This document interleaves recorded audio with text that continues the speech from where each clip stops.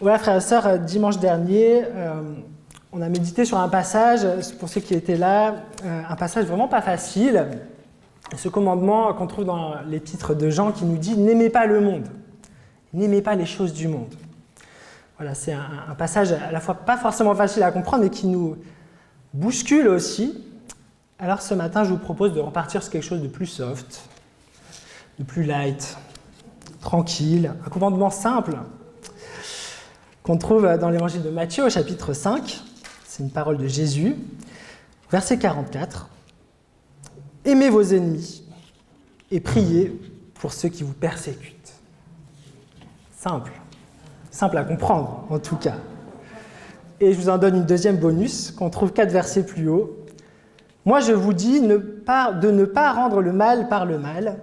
Si quelqu'un te gifle sur la joue droite, tends lui aussi l'autre joue. » C'est clair au moins, c'est simple.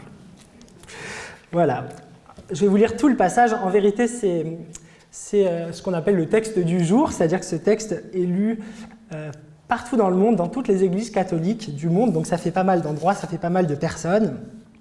Donc lundi, à la machine à café, vous pourrez dire, discuter de ce texte avec vos collègues catholiques, c'est une super occasion. Donc Matthieu 5, au chapitre 5, versets 38 à 48. Vous avez entendu qu'il a été dit « œil pour œil, dent pour dent ». Eh bien moi je vous dis de ne pas rendre le mal pour le mal. Si quelqu'un te gifle sur la joue droite, tends lui aussi l'autre joue. Si quelqu'un veut te faire un procès pour te prendre ta chemise, laisse-lui aussi ton manteau. Si quelqu'un t'oblige à faire 1000 pas, fais-en 2000 avec lui. À celui qui te demande, donne. Et ne te détourne pas de celui qui veut t'emprunter de l'argent. Vous avez entendu qu'il a été dit « Tu aimeras ton prochain et tu haïras ton ennemi ». Eh bien moi je vous dis, aimez vos ennemis et priez pour ceux qui vous persécutent. Ainsi vous deviendrez les enfants de votre Père qui est dans les cieux, car il fait lever son soleil aussi bien sur les méchants que sur les bons. Il fait pleuvoir sur ceux qui font sa volonté et ceux qui ne la font pas. En effet, si vous aimez ceux qui vous aiment, quelle récompense méritez-vous ? Les collecteurs d'impôts n'en font-ils pas autant ? Et si vous ne saluez que vos proches, que faites-vous d'extraordinaire ? Même les païens en font autant. Vous donc, vous serez parfaits, tout comme votre Père qui est au ciel est parfait. Amen. Voilà, si on se met à regarder, à comparer l'ensemble des religions, toutes les grandes religions, qu'elles soient polythéistes, monothéistes, ou les nouveaux trucs bizarres qui sont à la mode en ce moment, on se rend compte que sur ce qui est demandé au point de vue moral, sur notre comportement, en fait, toutes les religions disent globalement la même chose. Toutes les religions vont dire qu'il faut être généreux, qu'il faut être bon, qu'il faut être honnête, qu'il faut venir en aide aux plus faibles, etc. Ça, ce sont des choses universelles. Mais s'il y a bien une parole qu'on ne trouvera vraiment que chez Jésus, qui ne trouve vraiment pas son pareil ailleurs, là où, au fond, les chrétiens et Jésus-Christ se démarquent complètement des autres, c'est avec ce commandement complètement fou, en fait, aimez vos ennemis, priez pour ceux qui vous persécutent. Si quelqu'un te gifle sur la joue droite, tends lui aussi l'autre joue. Ça, c'est un commandement, on est les seuls à l'avoir, en fait. Et d'ailleurs, c'est sans doute pour ça que c'est un des commandements les plus célèbres. La plupart des gens, tout le monde le connaît, en fait. Qu'on soit chrétien ou non, tout le monde sait qu'il y a ce commandement, tendre la joue, tendre l'autre joue. Et d'ailleurs, c'est souvent un sujet de moquerie de la part des non-chrétiens. Tendre l'autre joue, sous-entendu qu'ils sont naïfs d'avoir ce commandement, qu'ils sont bêtes. Voilà. Il provoque la moquerie, c'est vrai, mais aussi et peut-être surtout l'incompréhension. Je me rappelle, c'était l'an dernier, ici même, on avait un échange, on a reçu des musulmans ici, donc on échangeait sur nos différentes manières de comprendre Dieu, de vivre la foi, et justement, ils nous ont interpellés sur ce verset. Ils nous ont dit, mais ce truc de tendre l'autre joue, d'aimer ses ennemis, mais c'est pas possible, comment vous faites? On ne peut pas se laisser faire comme ça. Hein, nous, on est d'accord avec vous, il faut être bon, il faut être généreux, mais si on fait le mal, il faut quand même être puni, et puis il faut quand même se défendre, il faut quand même répliquer. Et c'est vrai, c'est ce qu'on se dit nous aussi naturellement. Naturellement, on ne tend pas l'autre joue. Et en fait, cette réflexion de la part de non-chrétiens m'a fait réaliser que, en fait, ils considéraient quand même qu'on prend ce verset au sérieux. Et ça m'a fait réaliser que, en fait, en tout cas, ça m'a fait me poser la question, est-ce qu'on prend vraiment ce verset au sérieux? Est-ce qu'on prend vraiment au sérieux ce commandement de Jésus qui nous dit « Aimez vos ennemis, tendez l'autre joue ». Est-ce qu'on essaye au moins de le vivre, en fait? Est-ce qu'on essaie de le vivre ou est-ce qu'on le lit en se disant « Ah là là, quel idéaliste, ce Jésus, il est vraiment sympa ». Vous voyez? Pourtant, Jésus est assez clair sur ce commandement, un commandement qui est attesté aussi dans d'autres évangiles que Paul va reprendre dans ses lettres. Et puis, d'ailleurs, il finit en disant « Ainsi vous deviendrez les enfants de votre Père. Ainsi vous deviendrez les enfants de votre Père. » Obéir à ce commandement, c'est devenir enfant de Dieu. C'est vivre et partager notre vie avec Dieu. D'ailleurs, Jean Calvin, dans un de ses commentaires, a fait remarquer que depuis quasiment toujours, les chrétiens ont essayé d'atténuer ce verset. Soit en faisant une interprétation un peu farfelue pour dire non, mais en fait, il n'a pas vraiment dit ça, ou bien c'est quelque chose qu'on pouvait lire dans les premiers écrits chrétiens, en tout cas au Moyen-Âge, beaucoup de théologiens qui disaient en fait, ce n'est pas un commandement, c'est un conseil. Alors, si c'est juste un conseil, moi, je ne le suivrai pas, ce conseil, parce que c'est chaud quand même d'aimer ses ennemis, d'aimer les personnes qui disent du mal de nous, qui nous font du mal, qui nous harcèlent, qui peut-être nous violentent, etc. Voilà, c'est un véritable commandement de Jésus, et je rajouterai, c'est une parole de vie. À la fin de son enseignement, à la fin du sermon sur la montagne, Jésus conclut en disant « Celui qui écoute les paroles que je viens de dire et qui les met en pratique est comme un homme qui a bâti sa maison sur le roc. La tempête est arrivée et la maison ne s'est pas écroulée. Celui qui a entendu ces paroles, qui ne les a pas mis en pratique, est comme l'homme qui a construit sa maison sur du sable. La tempête est arrivée et la maison s'est écroulée. » Ces commandements sont des paroles de vie pour bâtir notre vie sur du solide. Bâtir notre vie sur ces paroles, sur ces commandements, même s'ils sont difficiles, même s'ils semblent impossibles, c'est une parole de vie. Construisons notre vie sur du solide. Aimez vos ennemis. Priez pour ceux qui vous persécutent. Et la première chose quand même qu'on peut dire, on l'a déjà un peu vu dimanche dernier, c'est que au fond, c'est normal d'avoir des ennemis. Et il ne faut pas forcément chercher à ne pas avoir d'ennemis. C'est ce que Jésus a dit dans le texte qu'on a lu. Quand il prie pour ses disciples, il dit « Ils ne sont pas du monde, et parce qu'ils ne sont pas du monde, le monde les déteste. » Au fond, si vous n'avez que des amis, vous avez peut-être des questions à vous poser. Parce que c'est notre condition de chrétien que d'avoir des ennemis. Pourquoi? Parce qu'il y a des ennemis de la vérité, il y a des ennemis de la justice, il y a des ennemis de la paix. Donc, au fond, c'est normal d'avoir des ennemis.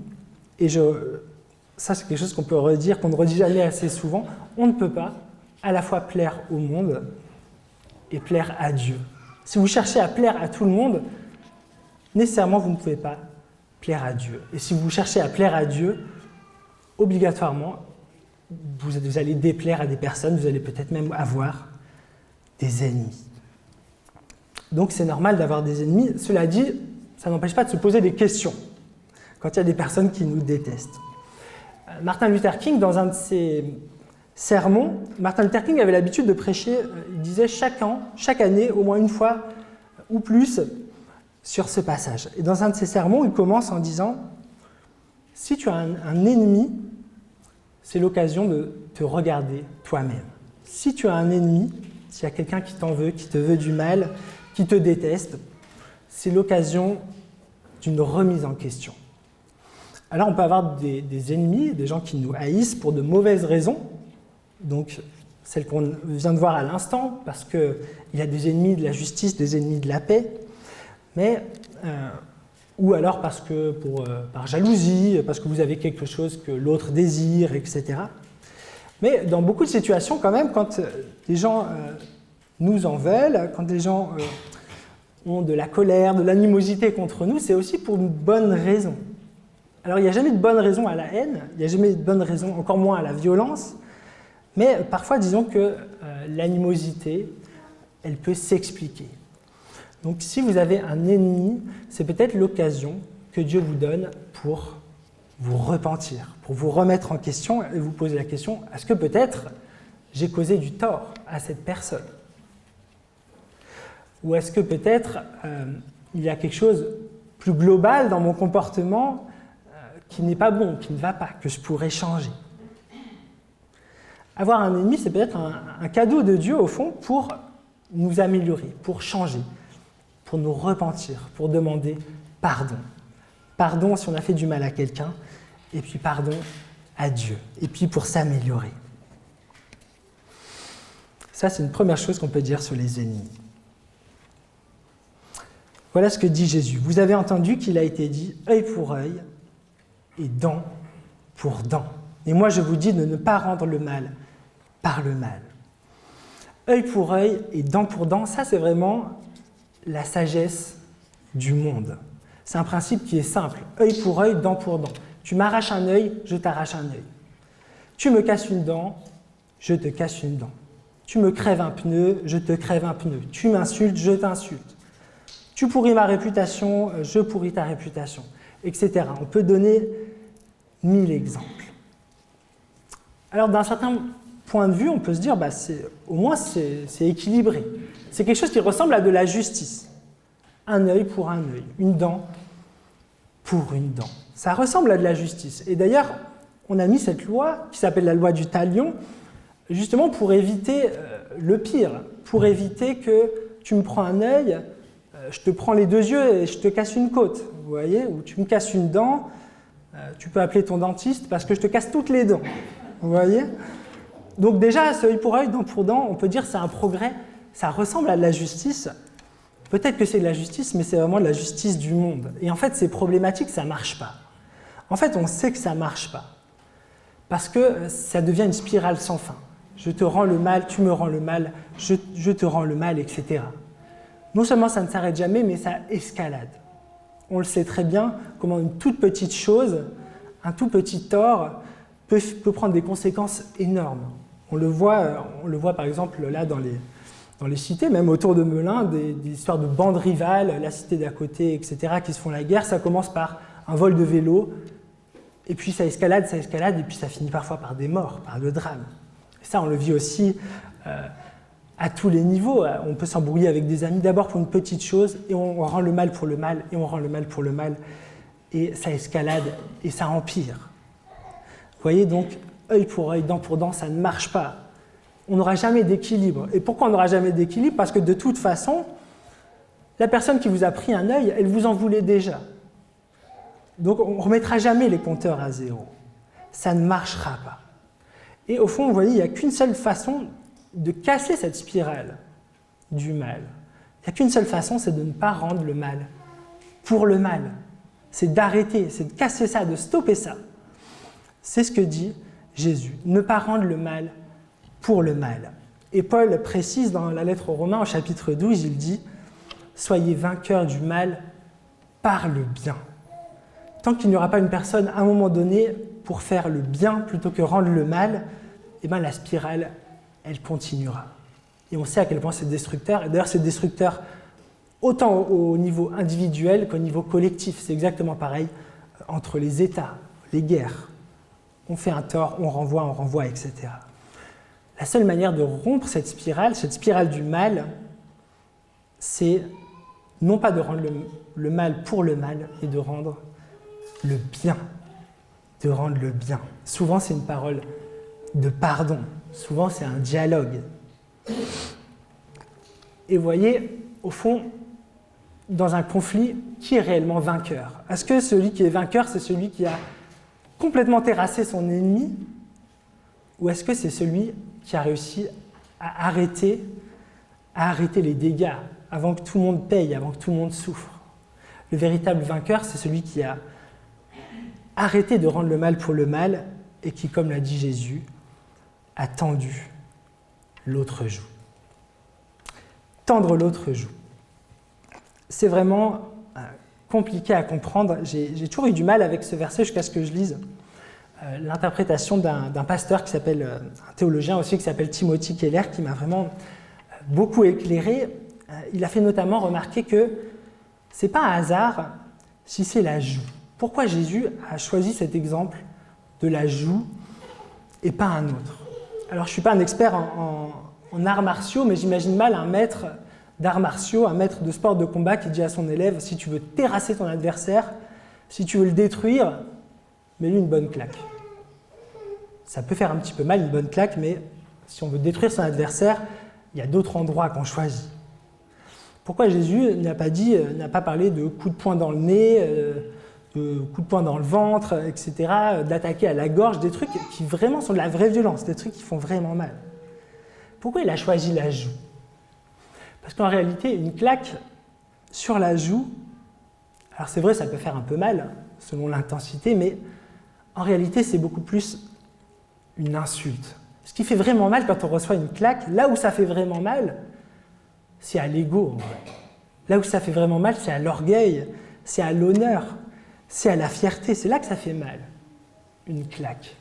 D'ailleurs, on le voit avec les enfants, quand un tout petit, on lui fait une petite tape sur la main, vous savez, une tape qui pourrait même pas écraser une mouche, l'enfant va immédiatement pleurer, pas parce qu'il a mal à la main, mais pour le geste.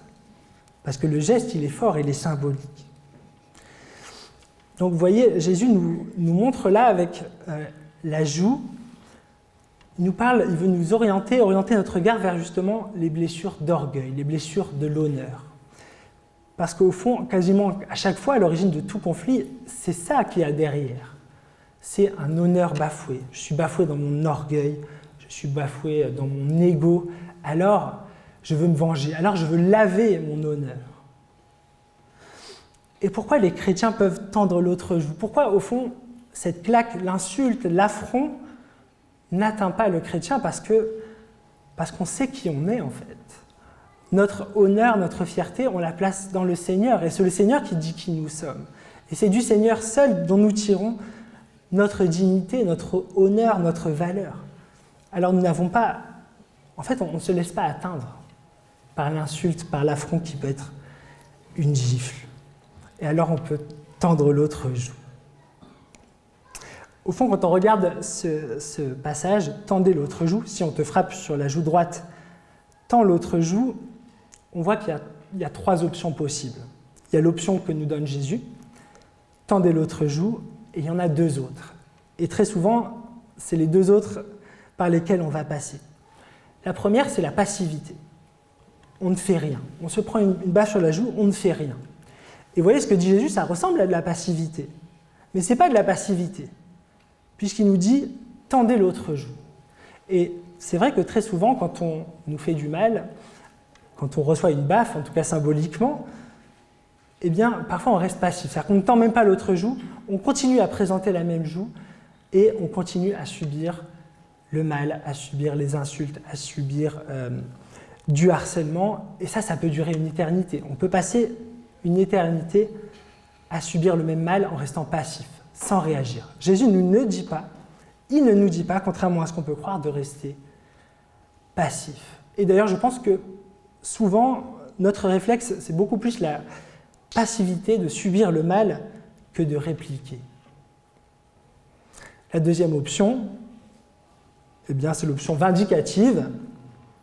On en remet une, et peut-être une deuxième. Et ça, on vient de le voir, c'est très problématique parce que ça ne fera que entraîner le mal. Alors, on n'est pas vainqueur du mal, on va l'entraîner. Et puis, on va dire qu'il y a aussi l'option un peu mixte. Ça, je suis sûr que ça va vous parler. Vous subissez, et puis au bout d'un moment, en fait, vous ne pouvez plus, vous explosez. Et là, quand vous explosez, ce n'est pas une baffe. Quand vous explosez, là, c'est la mitraillette. Vous voyez? Ça arrive aussi. La troisième option que nous dit Jésus, ne pas rester passif, ne pas rester inactif, parce que là, c'est faire gagner le mal. Laisser gagner le mal parce qu'on continue de le subir. Ne pas répondre au mal par le mal. Là encore, ça fait gagner le mal, puisque ça ne fait que l'empirer. Mais tendre l'autre joue. Tendre l'autre joue, c'est d'abord se présenter à l'autre sous un nouveau regard. Proposer, en fait, une troisième voie, une autre option. Peut-être que se tendre l'autre joue, c'est le pardon. Peut-être que c'est pardonner. Peut-être que c'est demander pardon aussi. C'est offrir une troisième voie. Au fond, ça peut être beaucoup de choses, mais c'est laisser la possibilité à la relation de partir sur une autre base. Et vous voyez, si on reste passif et si on réplique, on ne laisse aucune porte de sortie pour le bien. Tendre l'autre joue, c'est rendre le mal par le bien. Et c'est Dieu qui vous montrera comment faire le bien, comment tendre l'autre joue. Ne rendez pas le mal par le mal. Si quelqu'un te gifle sur la joue droite, tends aussi l'autre joue. Une des dernières raisons, et c'est peut-être la plus essentielle, pour laquelle il ne faut pas rendre le mal par le mal, ne pas se venger, c'est parce que se venger, quelle que soit la manière, c'est se faire soi-même justice. C'est faire soi-même la justice.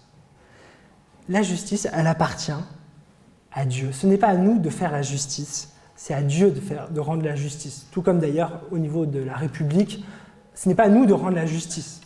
Il y a des juges. C'est exactement pareil avec Dieu. Ce n'est pas à nous de rendre la justice. Écoutez ce qu'enseigne Paul en Romains 12, au verset 19.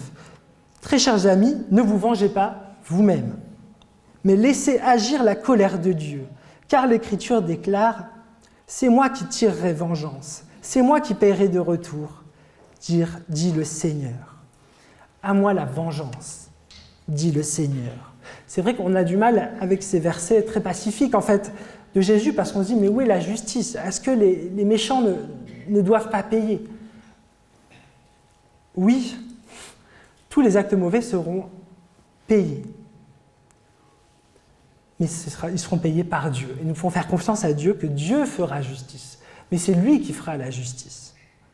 Les actes mauvais seront payés soit sur la croix par Jésus, soit ils seront payés par Jésus si on se repent, si on met sa confiance en lui, soit ils seront payés par l'auteur des actes.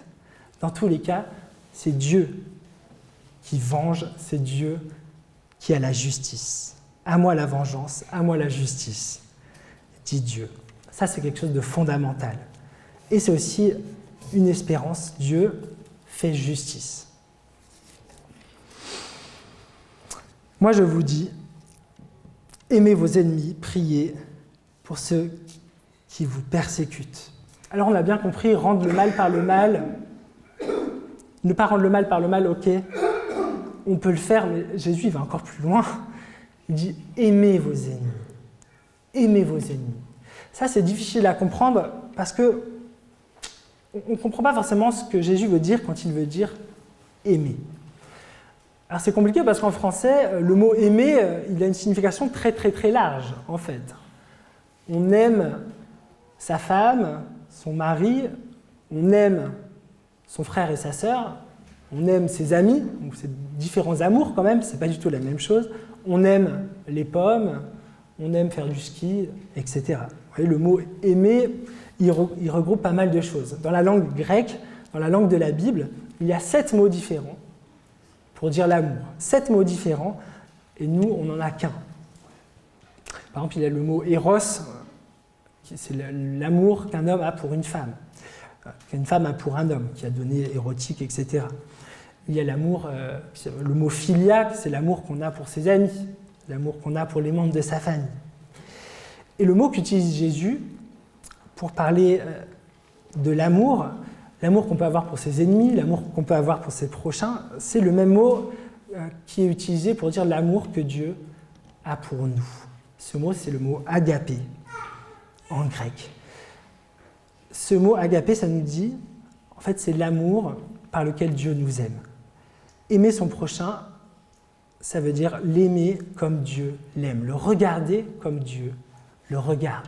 C'est avoir entré en fait dans le regard de Dieu, dans la sagesse de Dieu, et voir notre prochain, voir notre ennemi comme Dieu le voit. Et ça, on l'a vu dimanche dernier. Dieu aime tout le monde, Dieu aime le monde, mais Dieu n'aime pas tout ce qu'on fait. Il n'aime pas tout ce qu'on pense. Ça, c'est important. Quand il nous dit d'aimer nos ennemis, ça veut dire, il ne nous dit pas aimer sa méchanceté, aimer sa violence, etc. Il dit aimez-le, lui. Regardez plus loin que les actes. Parce que Dieu, quand il nous regarde, et heureusement pour nous, il regarde plus loin que nos actes. Il regarde le cœur. Il regarde notre potentialité. Il sait qu'on est capable de changer. Voilà comment on est appelé à regarder nos ennemis. Le regarder avec les regards de Dieu. Et les regarder avec le regard de Dieu, c'est le regarder comme l'image de Dieu. Dieu a créé l'homme à son image. C'est donc voir aussi un semblable. Aimer son ennemi, ça veut dire le regarder et réaliser, ça c'est un exercice d'humilité, qu'il est tout aussi pécheur que moi. Il est méchant, moi aussi en fait je suis méchant. Ou en tout cas j'en suis capable. Vous voyez ce que ça veut dire, regarder l'autre avec le regard de Dieu. Et là c'est quelque chose que je dis très souvent, aimer son ennemi, aimer son prochain, ça ne veut pas forcément dire être ami avec lui, ça ne veut pas forcément dire lui faire confiance, ça veut dire lui souhaiter le bien, lui faire du bien. Et c'est tout. S'il y a une personne que vous ne pouvez pas supporter, si elle est à côté de vous, vous allez l'étrangler, vous allez l'insulter, vous allez mal réagir. La meilleure façon de l'aimer, c'est d'être loin.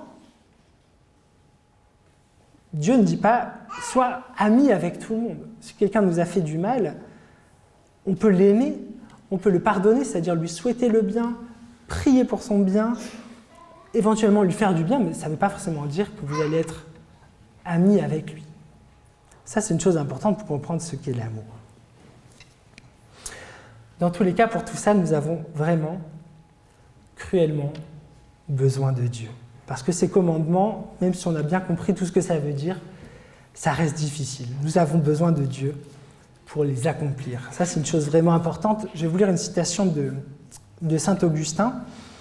C'est vraiment une citation que je pourrais lire quasiment à chaque prédication, tellement qu'elle est vraie, tellement qu'elle s'applique en fait à tous les commandements de Dieu. Écoutez bien ce que dit Augustin. Dieu ordonne des choses que nous ne pouvons pas faire. Ça, c'est honnête, hein, aimer ses ennemis, on ne peut pas le faire. On ne peut pas le faire par nous-mêmes. Dieu ordonne des choses que nous ne pouvons pas faire afin que nous sachions ce que nous devons lui demander. Car c'est précisément la foi qui obtient par la prière ce que la loi ordonne. Je vous le relis. Dieu ordonne des choses que nous ne pouvons pas faire afin que nous sachions ce que nous devons lui demander. Car c'est précisément la foi qui obtient par la prière ce que la loi ordonne.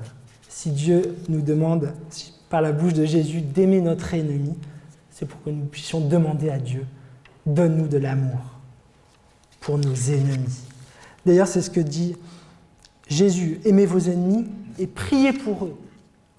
Priez pour eux. Et parce qu'au fond, il n'y a que la prière, il n'y a que l'action de Dieu qui peut changer votre cœur, qui peut changer son cœur, qui peut nous donner de l'aimer. Est-ce que c'est une prière que vous avez déjà faite quand quelqu'un vous en veut? Peut-être vous faites la prière. C'est une prière qu'on trouve dans les psaumes d'ailleurs. Seigneur, punis-le, Seigneur, venge-toi, Seigneur, comme on lit dans le psaume 137, éclate la tête de leurs enfants sur des pierres. Et ça, c'est une prière qu'on peut faire, mais Jésus nous invite à faire cette prière, Seigneur. C'est difficile, mais donne-moi de l'amour pour cette personne. Donne-moi de l'amour. Aimez vos ennemis, priez pour ceux qui vous persécutent. Alors, je vais conclure avec une chose qui est une chose essentielle parce qu'au fond, tout ce passage, ça parle du pardon. C'est comment aller à la source du pardon. Pour être capable de pardonner, pour être capable d'aimer, il faut retourner à la source, c'est-à-dire le pardon de Dieu. C'est ce que Paul écrit en Colossiens 3, verset 13.